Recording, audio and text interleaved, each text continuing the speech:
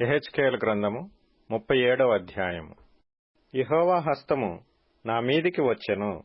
నేను ఆత్మవశుడనై ఉండగా యెహోవా నన్ను తోడుకొని పోయి ఎముకలతో నిండియున్న ఒక లోయలో నన్ను దింపెను. ఆయన వాటి మధ్య నన్ను ఇటు అటు నడిపించుచుండగా ఎముకలనేకములు ఆ లోయలో కనబడెను. అవి కేవలము ఎండిపోయినవి. ఆయన, నరపుత్రుడా, ఎండిపోయిన ఈ ఎముకలు బ్రతుకగలవా అని నన్నడుగగా, ప్రభువా యెహోవా, అది నీకే తెలియునని నేనంటిని. అందుకాయన ప్రవచనమెత్తి, ఎండిపోయిన ఈ ఎముకలతో ఇట్లనుము, ఎండిపోయిన ఎముకలారా, యెహోవా మాట ఆలకించుడి. ఈ ఎముకలకు ప్రభువైన యెహోవా సెలవిచ్చినదేమనగా, మీరు బ్రతుకున్నట్లు నేను మీలోనికి జీవాత్మను రప్పించుచున్నాను. చర్మము కప్పి మీకు నరములనిచ్చి మీ మీద మాంసము పొదిగి చర్మము మీ మీద కప్పెదను. మీలో జీవాత్మనుంచగా మీరు బ్రతుకుదురు. అప్పుడు నేను యెహోవానై ఉన్నానని మీరు తెలుసుకొందురు. ఆయన నాకిచ్చిన ఆజ్ఞ ప్రకారము నేను ప్రవచించుచుండగా గడగడమను ధ్వని ఒకటి పుట్టెను. అప్పుడు ఎముకలు ఒకదానితో ఒకటి కలిసికొనెను. నేను చూచుచుండగా నరములను మాంసమును వాటి మీదికి వచ్చెను. వాటిపైన చర్మము కప్పెను. అయితే వాటిలో జీవాత్మ ఎంతమాత్రమునూ లేకపోయెను.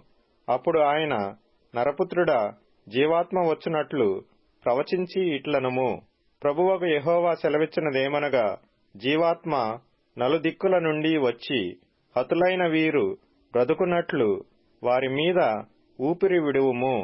ఆయన నాకాజ్ఞాపించినట్లు నేను ప్రవచింపగా జీవాత్మ వారిలోనికి వచ్చెను. వారు సజీవులై లేచి లెక్కింపశక్యము కాని మహాసైన్యమై నిలిచిరి. అప్పుడాయన నాతో ఇట్లనెను, నరపుత్రుడా, ఈ ఎముకలు ఇశ్రాయేలీయులనందరినీ సూచించుచున్నవి. వారు, మన ఎముకలు ఎండిపోయెను, మన ఆశ విఫలమాయెను, మనము నాశనమై పోతిమి అని అనుకొనుచున్నారు. కాబట్టి ప్రవచనమెత్తి వారితో ఇట్లనుము, ప్రభువగు యెహోవా సెలవిచ్చినదేమనగా, నా ప్రజలారా, మీరున్న సమాధులను నేను తెరచెదను. సమాధులలో నుండి మిమ్మును బయటికి రప్పించి ఇశ్రాయేలు దేశములోనికి తోడుకొని వచ్చెదను. నా ప్రజలారా, నేను సమాధులను తెరచి సమాధులలోనున్న మిమ్మును బయటికి రప్పించగా నేను యెహోవానై ఉన్నానని మీరు తెలిసికొందురు. మీరు బ్రతుకున్నట్లు నా ఆత్మను మీలో ఉంచి మీ దేశములో మిమ్మును నివసింపజేసెదను. యెహోవానగు నేను మాట ఇచ్చి దానిని నెరవేర్తునని మీరు తెలిసికొందురు. ఇదే యెహోవా వాక్కు. మరియు యెహోవా వాక్కు నాకు ప్రత్యక్షమై ఇలాగు సెలవిచ్చెను, నరపుత్రుడా, నీవు కర్ర తునుక ఒకటి తీసుకొని దానిమీద యూదావారిదనియు వారి తోటివారగు ఇశ్రాయేలీయులదనియు పేళ్లు వ్రాయుము.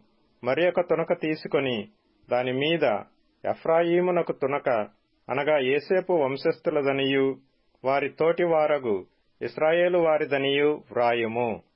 అప్పుడది ఏకమైన తునక ఎగునట్లు ఒకదానితో ఒకటి జోడించుము. అవి నీ చేతిలో ఒకటే తునక ఎగును.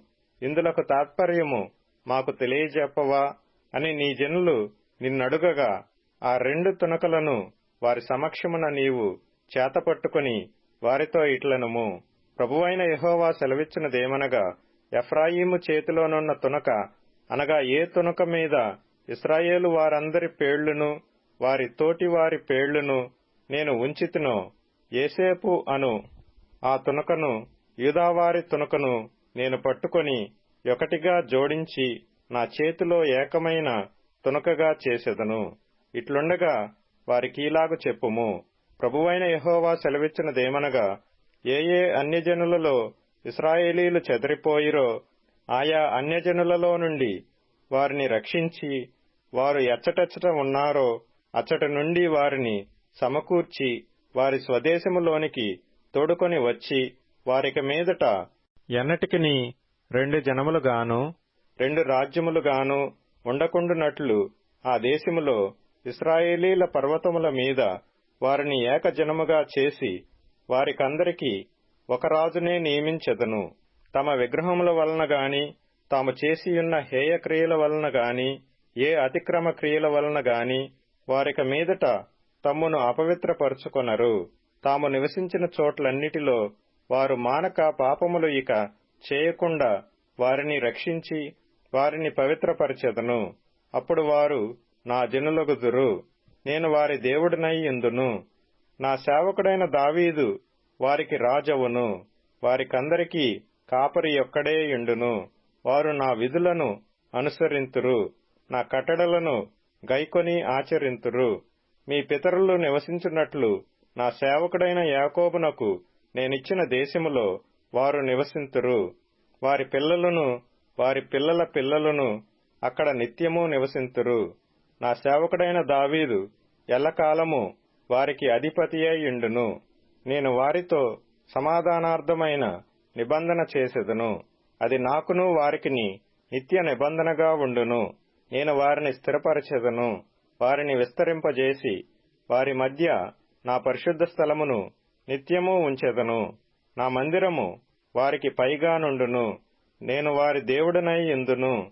వారు నా జనులై యుందురు. మరియు వారి మధ్య నా పరిశుద్ధ స్థలము నిత్యము ఉండుటను బట్టి యెహోవానైన నేను ఇశ్రాయేలీయులను పరిశుద్ధపరచువాడనని అన్యజనులు తెలిసికొందురు.